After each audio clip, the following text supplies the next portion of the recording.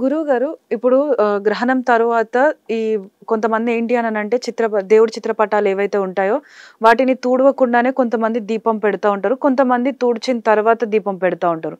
So, ఈ గ్రహణం తర్వాత దేవుడికి ఏ విధంగా పూజ చేసుకుంటే మంచిదంటారు?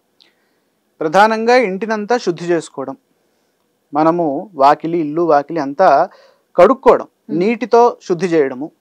ఊడవడం కాదు. శుద్ధి అంటే మొత్తం నీళ్ళతో కడగడము. కడిగిన తర్వాత దేవతా విగ్రహాలు ఏవైనా ఉంటే వాటిని కూడా కడుక్కోవడం.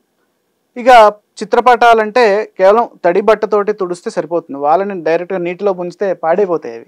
కాబట్టి అవి తడిగుడ్డతో తుడుచుకొని వాటిని మళ్ళీ అలంకరణ చేసుకొని మళ్ళీ మందిరాల్లో యథావిధిగా పూజలు అవన్నీ ఆచరించవచ్చు. శుద్ధి పుణ్యావాచనం అనేది ఉంటుంది. ఆ శుద్ధి పుణ్యావాచనం చేస్తే ఆ గ్రహణ దోషం అనేది తొలగిపోతుంది.